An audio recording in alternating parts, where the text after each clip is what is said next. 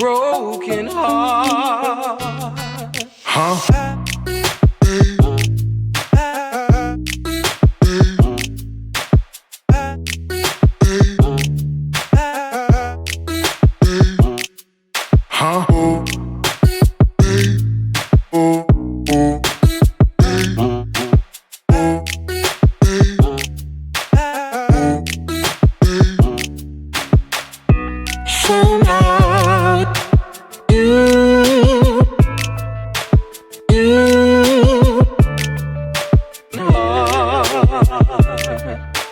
This boy seriously just brought me a vacuum at 3 a.m.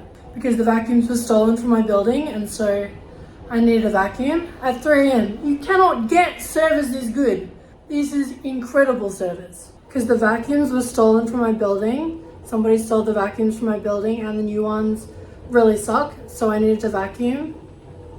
So I am so excited to show you what I have for you today. I wrote an essay. It's about being a young girl in the world. It's about how the price that you pay when the reason why people want to have you around and give you things is because of your looks, how you pay for it in the lack of depth in those relationships. And it's about when I was younger and like modeling and traveling around Europe. It's about some of the people that I met and how much you can learn about the world when you stay quiet and just listen. Money on its own lacks depth. Also, update on LA boy. You know what? I trust him. I really like him and I trust him. And maybe I'm wrong to trust him. And maybe he's gonna let me down, but I trust myself to trust him. You know, I trust my judgment. So I think I might go to LA maybe in October. If it's still a good thing by then, you know, we can't expect people to be perfect. I'm also not willing to compromise on depth. I'm gonna give this boy a chance, I think. And October is kind of far away, but I trust him and I have faith. I have more faith than that. You need to have more faith in people. I keep seeing this reel or TikTok or whatever we're calling videos on the internet now, and it's like a girl and she's pretending that she's talking to a guy and he says, "You're perfect, but I think I want to see if I can find someone better." And that is so illustrative of the way that people approach dating these days. And that's a horrible way to approach relationships. You know, seduction requires patience. It requires things like self-control. So, I guess we'll just see what happens. It's like, what, 2 months until October? And maybe he'll disappoint me, but also maybe he won't, you know? Okay, this is my essay.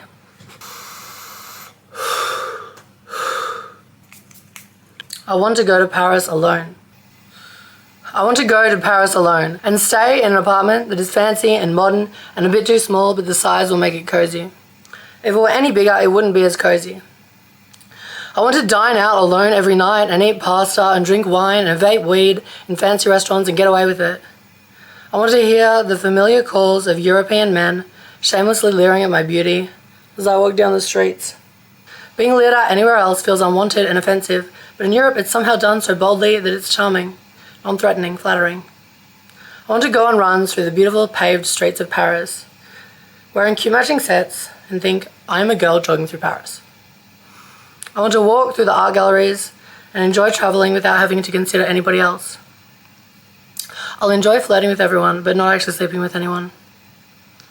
I will feel just barely safe everywhere I go, but that will be safe enough for me.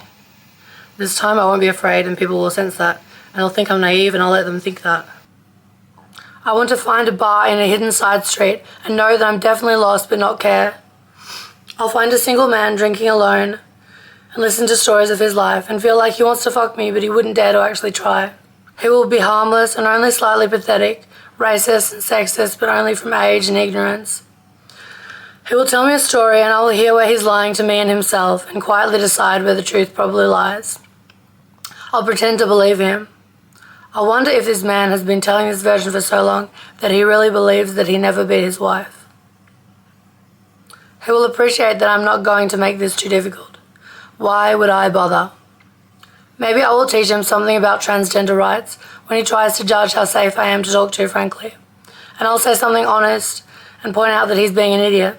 And I'll know that I could say anything to this man and he'll choose to receive it as mildly flirtatious and charming.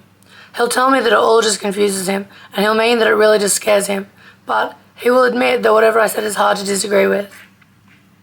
Maybe I'll open his mind. I want to spend money with a blatant disregard for how much I am spending, only because I don't know how to travel any smarter and I know that money isn't real. I will film self-indulgent videos of my trip to Paris, and the videos will paint the illusion that I have everything. But all I will really have is a camera and always, somehow, just enough money. Luckily, enough people love me that I will never go hungry or sleep on the streets. I will walk for hours just getting lost and found and know that, for now, I have no responsibilities. I will enjoy flirting with the real danger of travelling alone in Europe. I want to spend whole days getting ready to go clubbing and get special treatment because I'm pretty. No one needs to know me at all, and no one even tries. These people are not the people who will hear my stories or know my soul. I enjoy the clarity of that knowledge. I hardly speak a word and I listen to so many strangers' deepest secrets. I will make the most of this shallow, easy, pretend version of life that these people are doing. I'll stay home and dance when I want to stay home and dance, and I'll go out and party when I want to go out and party. No one here will care or know if I don't eat or sleep. No one will ask me how high or how drunk I am or what time I got in. No one will care if I do something dangerous and wildly irresponsible. And I'll appreciate that these people love me for how I look and enjoy the silent agreement that I don't need to talk at all. And I never would, not to these people. One day I will meet a real person and they will think to ask me questions about myself. Not questions about the size of my tits or if my lips are real. Questions about what I feel and think and believe. And I will tell them everything. And we will laugh at how easily these crazy people told me all of their secrets. And I didn't have to tell them so much as my middle name. And they didn't even think to ask. And I will throw my head back and laugh at how easy it was for me to move through the world for so long without needing to surrender even one real part of my soul. For now I enjoy being here as the decor. I know that this isn't real life. And I'll roll my eyes and sigh and feel bored and impatient with how wrapped up people are in their lives. I will continue so patiently waiting until the day the real boy comes along to finally take me to real life.